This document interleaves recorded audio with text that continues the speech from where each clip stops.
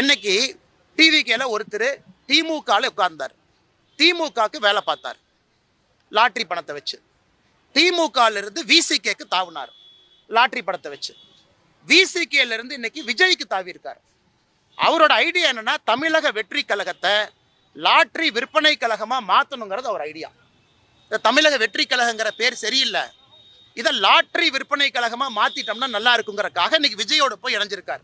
2011 IPS pass அவுட்ல rank என்ன? Rank number 2.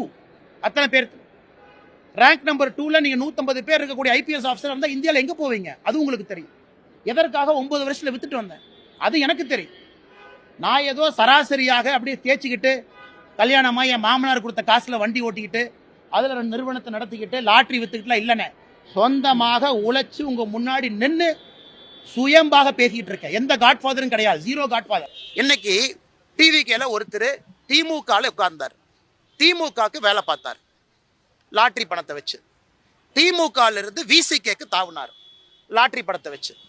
விசிகேல இருந்து இன்னைக்கு விஜய்க்கு தாவி இருக்கார். அவரோட ஐடியா என்னன்னா தமிழக வெற்றி கழகத்தை லாட்டரி விற்பனை கழகமா மாத்தணுங்கிறது அவர் ஐடியா. தமிழக வெற்றி கழகங்கிற பேர் சரியில்லை, இதை லாட்டரி விற்பனை கழகமா மாத்திட்டோம்னா நல்லா இருக்குங்கிறக்காக இன்னைக்கு விஜயோட போய் இணைஞ்சிருக்கார்.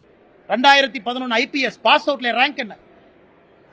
Rank number 2. அத்தனை பேர் ரேங்க் நம்பர் 2ல நீங்க 150 பேர் இருக்கக்கூடிய ஐபிஎஸ் ஆஃபீஸர் இருந்தா இந்தியாவில் எங்க போவீங்க? அது உங்களுக்கு தெரியும். எதற்காக 9 வருஷத்துல வித்துட்டு வந்தேன் அது எனக்கு தெரியும்.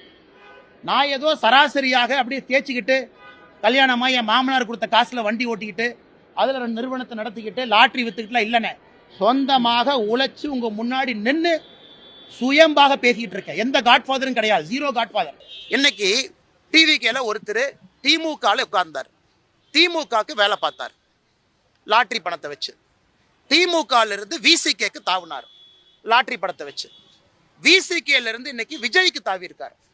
அவரோட ஐடியா என்னன்னா தமிழக வெற்றி கழகத்தை லாட்டரி விற்பனை கழகமா மாத்தணுங்கிறது அவர் ஐடியா. தமிழக வெற்றி கழகங்கிற பேர் சரியில்லை, இதை லாட்டரி விற்பனை கழகமா மாத்திட்டோம்னா நல்லா இருக்குங்கிறக்காக இன்னைக்கு விஜயோட போய் இணைஞ்சிருக்கார். 2011 ஐபிஎஸ் பாஸ் அவுட்ல ரேங்க் என்ன? Rank number 2. அத்தனை பேர் ரேங்க் நம்பர் 2ல நீங்க 150 பேர் இருக்கக்கூடிய ஐபிஎஸ் ஆஃபீஸர் இருந்தா இந்தியாவில் எங்க போவீங்க? அது உங்களுக்கு தெரியும். எதற்காக 9 வருஷத்துல வித்துட்டு வந்தேன் அது எனக்கு தெரியும்.